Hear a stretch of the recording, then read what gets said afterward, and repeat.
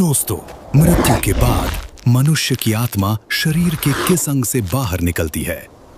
पुरुषों की आत्मा किस छिद्र से निकलती है और स्त्री की आत्मा किस छिद्र से निकलती है? पापी और पुण्यवान व्यक्तियों की आत्मा किन किन छिद्रों से बाहर निकलती है? इस विषय में गरुड़ पुराण में विस्तार से बताया गया है। इन पापी आत्माओं को अगला जन्म कौन सा मिलता है, इसका भी वर्णन भगवान विष्णु ने गरुड़ जी को बताया है। गरुड़ पुराण, अग्नि पुराण और ब्रह्मवैवर्त पुराण जैसे ग्रंथ हमें बड़े रोचक लेकिन गंभीर अंदाज में समझाते हैं कि आत्मा कैसी होती है, शरीर में कहाँ रहती है, मृत्यु के वक्त क्या होता है, आत्मा शरीर से कैसे निकलती है और पाप पुण्य के हिसाब से आत्मा की आगे की यात्रा कैसी होती है। तो चलिए आपको गरुड़ पुराण का संपूर्ण ज्ञान विस्तार से समझाते हैं। आगे बढ़ने से पहले दोस्तों, अगर आप चैनल पर नए हैं तो चैनल को सब्सक्राइब जरूर करें। साथ ही वीडियो को लाइक करना न भूलें और कमेंट में जय श्री हरि विष्णु अवश्य लिखें। आत्मा शरीर में कहां और कैसी होती है? शास्त्रों के अनुसार आत्मा हर जीव के हृदय में एक सूक्ष्म रूप में निवास करती है। ये आत्मा परमात्मा का अंश है, चेतना का वो दिव्य कण जो हमारे पूरे शरीर को जीवन देता है। शरीर तो पंच तत्वों पृथ्वी, जल, अग्नि, वायु, आकाश से बना नाशवान पदार्थ है, लेकिन आत्मा अमर है, अविनाशी है। आत्मा का कोई रूप रंग नहीं, पर इसे एक चमकते हुए छोटे प्रकाश की तरह समझ सकते हैं। गरुड़ पुराण में तो कहा गया है कि यमदूत जब आत्मा को निकालते हैं तब वो अंगूठे के आकार की सूक्ष्म पुरुषाकृति होती है, यानी आत्मा इंसान के सूक्ष्म शरीर के रूप में होती है। बिल्कुल मानो आपके शरीर का नन्हा प्रतिरूप जो अंगूठे जितना छोटा होता है और जिसे सामान्य आंखों से नहीं देखा जा सकता। यही आत्मा हमारे होने का वास्तविक मैं है, जो न कभी मरती है न जलती है, बस एक शरीर से निकलकर फिर अगले गंतव्य की ओर चली जाती है। दोस्तों, मृत्यु के समय क्या होता है? जब किसी स्त्री की मृत्यु का समय आता है तो शरीर में कई बदलाव शुरू हो जाते हैं। गरुड़ पुराण में कहा गया है कि जैसे जैसे अंत निकट आता है उसके जीवनदायु प्राण डगमगाने लगते हैं, सांस उखड़ने लगती है, खांसी और बलगम से नलिकाएं अवरुद्ध हो जाती हैं और आंखें उलरने लगती हैं। शरीर बिल्कुल निर्जीव सा, निश्चेष्ट होने लगता है, मानो आत्मा की पकड़ ढीली पड़ रही हो। कई बार मरने वाले की जीभ से झाग निकलने लगता है, मुंह लार से भर जाता है और वो बेहोशी की हालत में चला जाता है। गरुड़ पुराण भयावह तुलना करता है कि प्राण निकलते समय मनुष्य को ऐसा दर्द महसूस होता है जैसे 100 बिच्छुओं ने एक साथ डंक मारा हो। सोचिए जरा, कितनी तीव्र पीड़ा। मृत्यु का क्षण इतना यातनामय होता है कि वो एक पल नहीं बल्कि युगों के बराबर लंबा महसूस होने लगता है।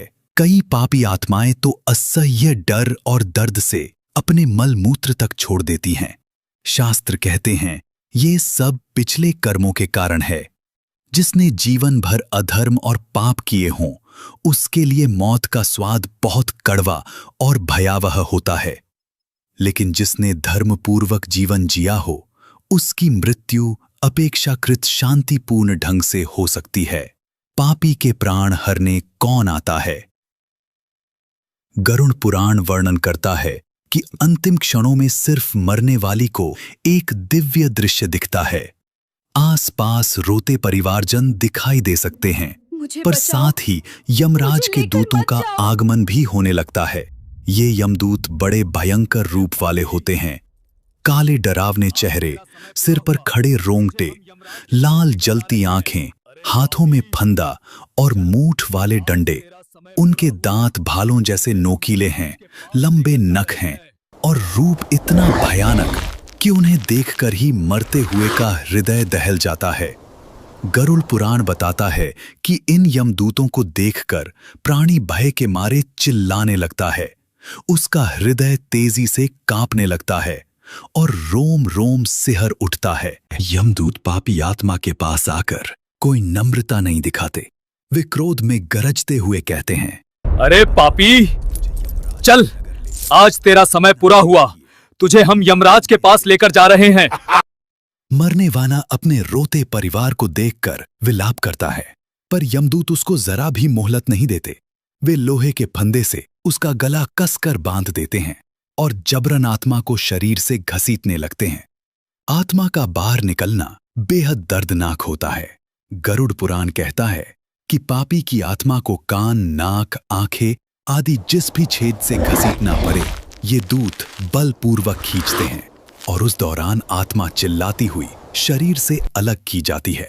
वो आत्मा अपने ही पुराने शरीर को अंतिम बार व्याकुल नजरों से देखती है जब यमदूत उसे दूर ले जाने लगते हैं। दोस्तों, अब जानते हैं आत्मा किस अंग या छिद्र से शरीर छोड़ती है। ये सवाल बड़ा रोचक है। आत्मा आखिर शरीर से निकलती कहां से है? हमारे शरीर में कुल 9 प्रमुख द्वार या छिद्र माने गए हैं। 2 आंखें, 2 कान, 2 नथुने, 1 मुंह, ये 7 ऊपरी द्वार हुए और 2 निचले द्वार, मल द्वार, गुदा और मूत्रेंद्रियो जन्नेन्द्रिय। कुछ मतों में सिर के ऊपर सहस्रार या ब्रह्मरंध्र को 10वां द्वार भी कहा गया है, पर शास्त्रों में प्रायः 9 द्वार की ही बात आती है। आत्मा इन द्वारों में से किसी एक से निकल सकती है, मगर कौन से छिद्र से निकलेगी ये निर्भर करता है मरने वाले के कर्मों पर। गरुड़ पुराण का मत स्पष्ट है।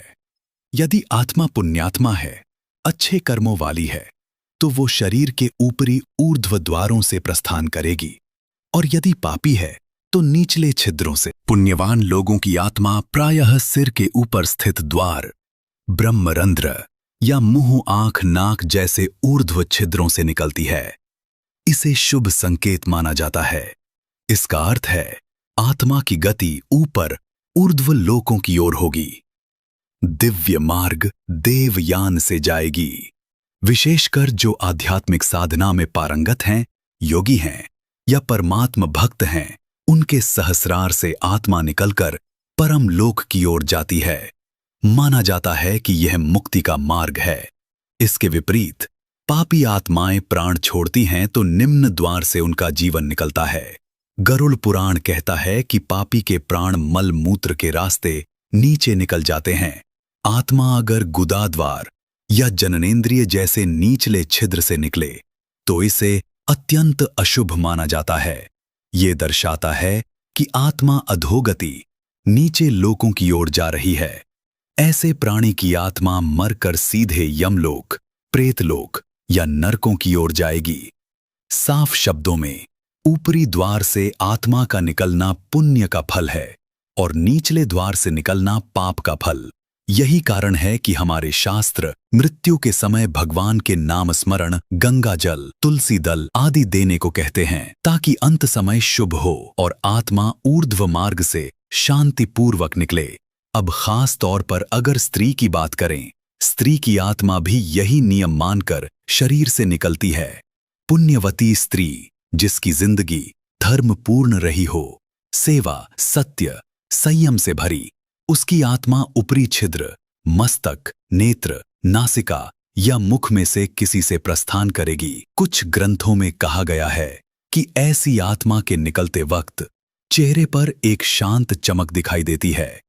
शरीर बिना ज्यादा तड़पे शांत हो जाता है। दूसरी ओर पापिनी स्त्री जिसने जीवन भर अधर्म, अत्याचार, अनैतिक कर्म किए हों, उसकी आत्मा अक्सर नीचे वाले रंध्रों से बाहर जाती है, जैसे गुप्तांग या गुदा मार्ग से। ये उसके भारी पापों का संकेत है कि मृत्यु भी कष्टदायी हुई और आत्मा अधोलोक को चली। गरुड़ पुराण में स्पष्ट लिखा है, पापी के प्राण नीचे के द्वार से निकलते हैं। मतलब यही कि स्त्री हो या पुरुष, पाप पुण्य के अनुसार आत्मा के निकलने का मार्ग तय होता है। मृत्यु के बाद आत्मा की गति कैसी होती है? शरीर छूटने के बाद आत्मा की असली यात्रा शुरू होती है। अब आत्मा अकेली है, न कोई रिश्तेदार साथ जाता है, न दौलत, न शरीर, केवल उसके अच्छे बुरे कर्म साथ हैं। जिनके आधार पर उसे आगे का मार्ग मिलता है। हिंदू धर्म में दो मुख्य मार्गों का वर्णन मिलता है, देवयान, देवों का मार्ग, और पितृयान, पितरों का मार्ग।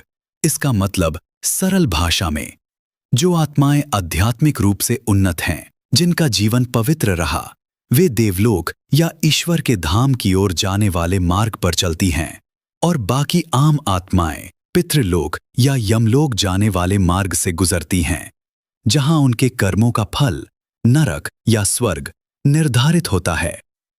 यमलोक की यात्रा, पितृयान मार्ग। अधिकांश आत्माओं को मृत्यु के बाद यमदूत यमराज की सभा यमपुरी में ले जाते हैं। जैसा हमने देखा, पापियों को क्रूर यमदूत घसीटते हुए ले जाते हैं। ये यात्रा गरुड़ पुराण में काफी लंबी बताई गई है, लगभग 86,000 योजन, यानी बहुत लंबा रास्ता पार कर आत्मा यमराज के शहर पहुंचती है। रास्ते में 16 भयानक नगर आते हैं, जहां आत्मा अपने कर्मों के अनुसार अलग अलग कष्ट और मनोव्यथा झेलती है। जब हम उदाहरण के लिए कहीं तपती रेत की सड़क है, जहां प्यास से व्याकुल आत्मा नंगे पैर दौड़ती है, तो कहीं आग के जंगल की लपटें हैं, कहीं बर्फ जैसी ठंड। एक भयानक नदी आती है